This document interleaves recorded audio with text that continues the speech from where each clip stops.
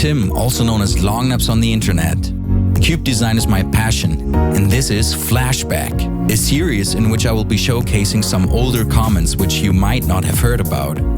You'd be surprised how many interesting and even powerful cards have never been reprinted and were therefore lost to time. We'll go through each expansion up until the modern frame, spanning roughly 10 years of Magic's history.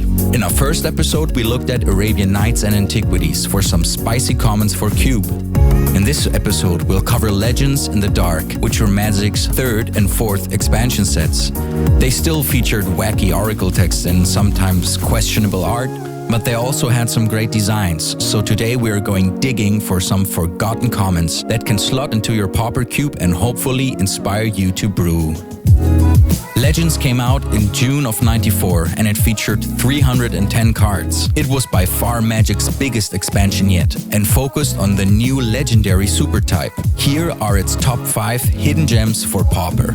Number 5. Enchantment Alteration.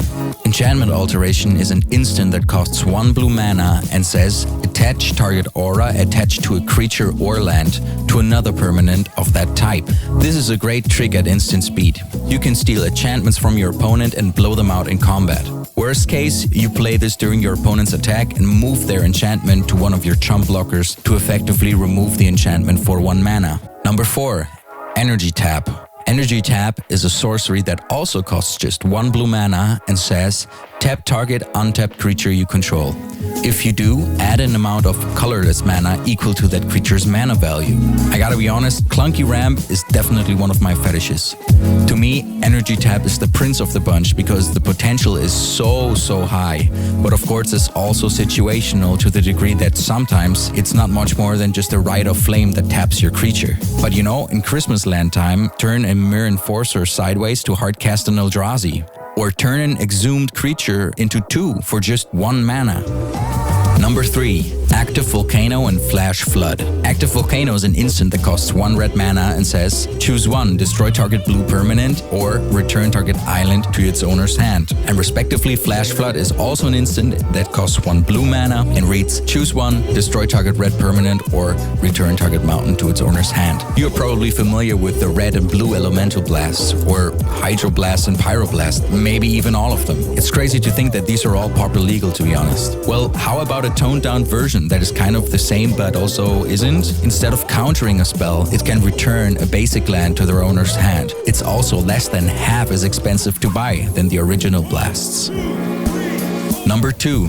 Darkness. While we're on the topic of expense, here is one of the more expensive options in Pauper. Darkness is, as it's apparently a theme in this video, an instant that costs 1 black mana, and it reads prevent all combat damage that would be dealt this turn. You probably know Fog in green and Holy Day in white, but what about a black fog? Well, it's a thing, and the surprise factor alone kind of makes it worth running.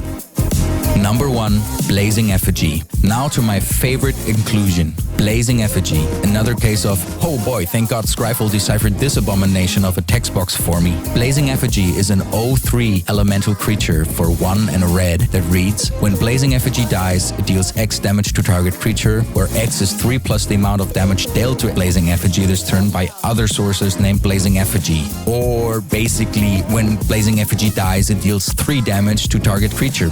In that manner, it may remind you of Perilous Mirror or Mudbutton Torch Runner, which can also target players. But I think to this day, the effigy is still the most efficient at this type of aristocrat removal. I run it myself in my Pauper cube, focused around creatures and their abilities. Enter the battlefield. Link in the description.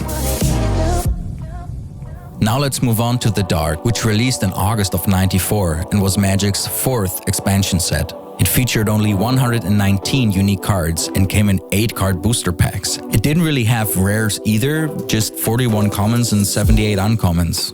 Wild times, I guess. Still, there are a lot of interesting designs to talk about, so here are the top 5 sleepers for Pauper Cube.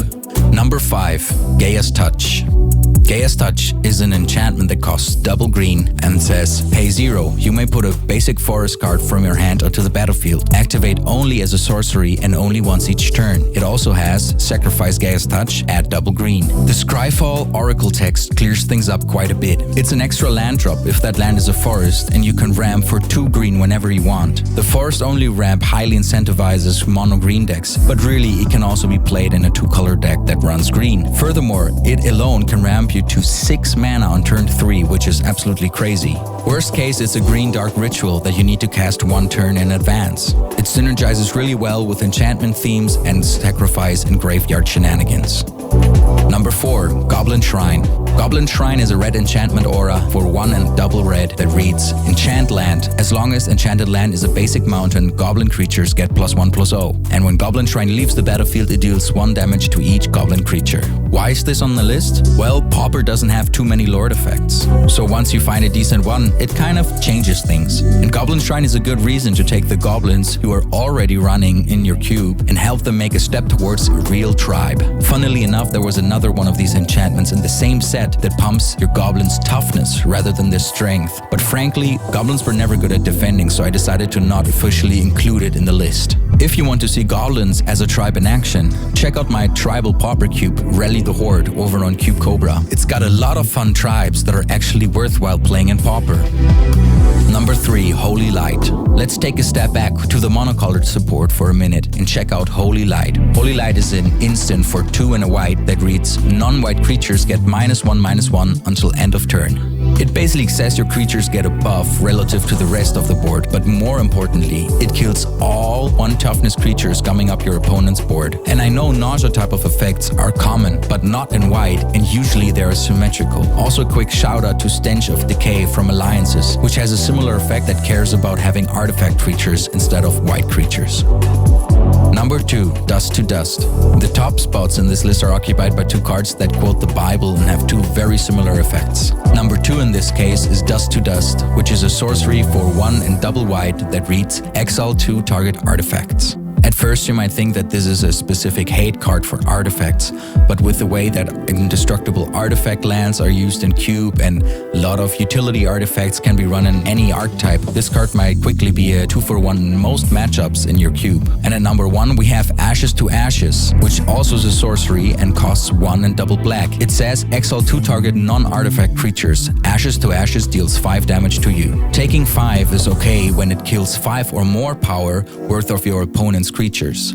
At 3 mana, this will be in high demand for control players in your cube. So how could we finish the cycle of sorceries that target 2 creatures? My mind goes directly to Undo, which is a sorcery speed unsummon for 3 mana. Maybe red could get Nightbird's Clutches, and for the green I could even imagine something like Symbiosis as a great inclusion, even though it's technically not a sorcery. And by the way, that is also a very good card to include in your cube. So how do you feel about these cards? Are you planning on running these in any of your lists? Do you think I left something important out? Let me know in the comments. And thanks for watching. If you enjoyed the video, please consider leaving a like and subscribing for more Cube content. I'll see you soon.